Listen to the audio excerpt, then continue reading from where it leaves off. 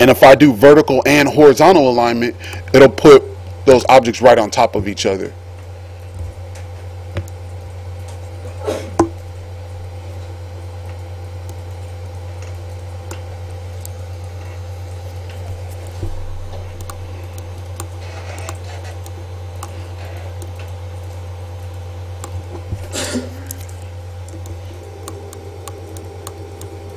And so try practicing both horizontally and vertically. Here I'm using a vertical alignment. So if I select this whole group right here, now I can do horizontal align and vertically distribute my space.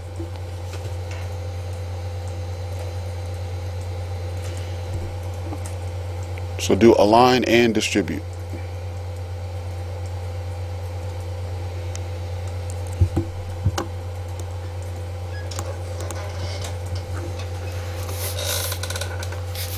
It helps at first when you're using objects that are the exact same. But you can do it with whatever you want technically.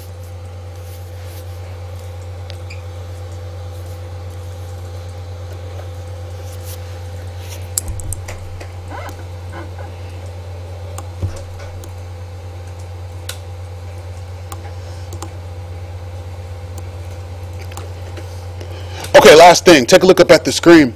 You'll notice now when I go to do my distribution, what it does is it takes the position of the first object and the last object and it puts the amount of space in accordingly. So if I have this object, for example, if I have this one way up here, it's not going to move that when it does the distribution. So I'm going to do my alignment, do my distribution. You see how the first one didn't move? But it just put the equal spacing in between each of those. But if I want, for example, less spacing in between those, what I can do is I can move this one down. And it's still going to keep the location. And let's move this one up a little bit.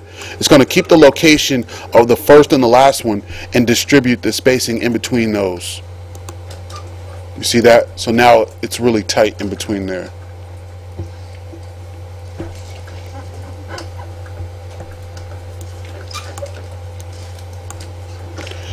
So if you're making ants, you make a whole bunch of little ants and you want them all aligned, this is how you would do it. What if you want them to go in zigzag? Then what you'd probably do is make a path that you want it to go on and then click on your object and align it to that path.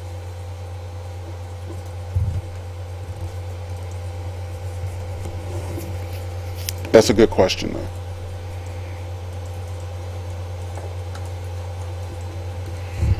Cool? So we cool with align and distribute? Yep. Okay, you can save that document if you want to keep it. If not, you can close it, you can minimize it. But here is your next assignment. Take a look up at the board. Voila. The guitar. The famous guitar. When you use a guitar, you're going to need your window stroke. You're going to need window layers. Okay, so I stayed up until 6:30 this morning setting up this document for you, and I already what I'm going to pass around is going to be an Illustrator document, and I've already set it up for you. I just want to show you what it looks like.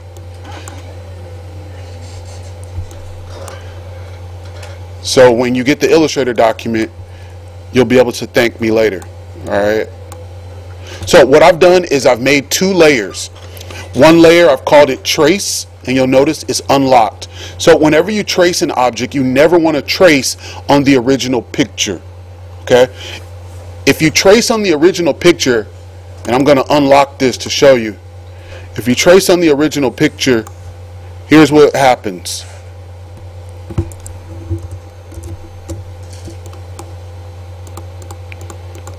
And I'm just showing you what not to do. If you trace on the original picture, here's what happens. You're going to want to fill it in, but then when you want to see your guitar, you're going to have to move your trace out of the way. What's the problem with that?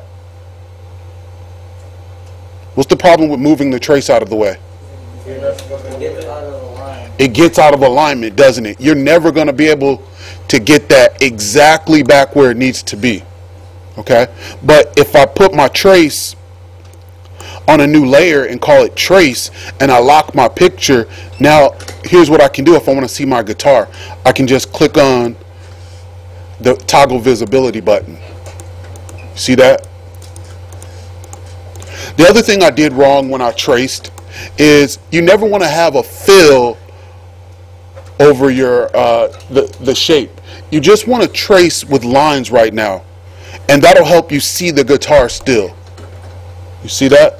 So you don't want to trace with fills, because then you cover up your guitar. And that's why I was teaching you guys not to use the pen tool with the fill. You just want to use it with the stroke. Put in your fills when you're absolutely done. Okay? But while you're tracing, you just want to trace with strokes. So I got my document here, or excuse me, I got my original picture. I got it on this layer, and check out what I did also. I named it picture, but I dimmed it to 20%. And I did that because if I didn't dim it, it's going to be real bright. And what's the problem with that? You can't see your lines as clearly. Okay? So I did this for you. Next week when we do our project, you guys are going to have to do this yourself. Okay? So what I'm going to be passing around then is this Illustrator document, and it's already set up for you with the trace. Okay? Now, here at the ROP Computer Graphics class, we have a club for Adobe Illustrator, and that club I don't want you to become a member of. It's called the International Clicker Society. Okay? To be a member of the International Clicker Society, what you do is you click, click, click, click, click, click, click, click, click, click, click, click, click when you trace. And you're like, teacher, I'm done. Okay? Don't become a member of the International Clicker Society. Instead, when you use the pen tool, what should you do?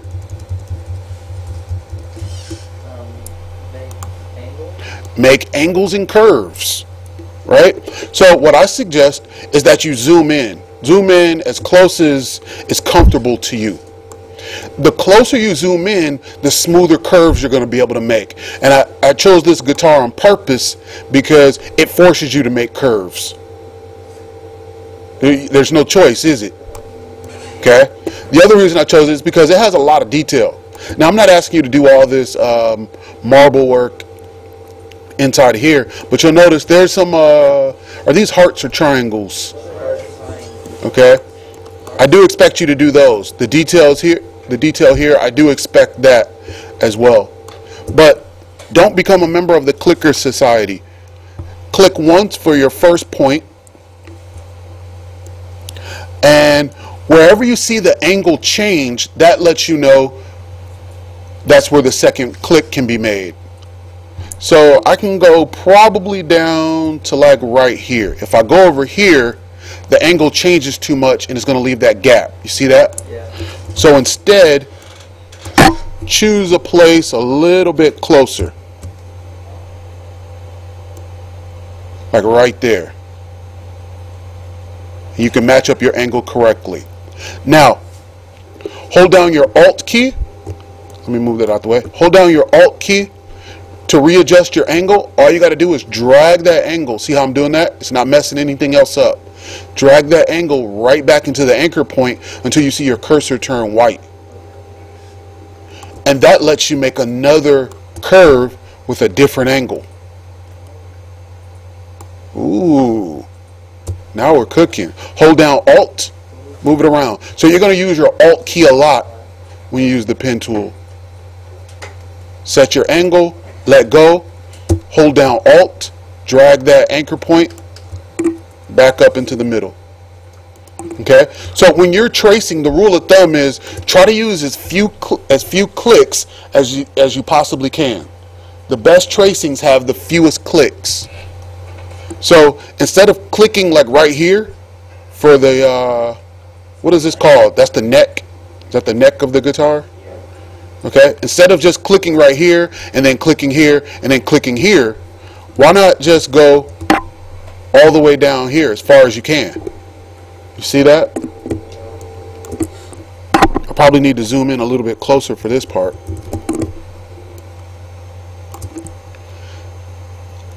Now I can go here, hold down Alt, bring my cursor back. I can go up here. Okay, so that's the basics of tracing the guitar. All right, and so we're gonna watch a quick video. If you're looking this on YouTube, unfortunately I don't have the video, but I'll see if I can find it again and post a link to it on my YouTube channel. All right. Okay, that is all for right now.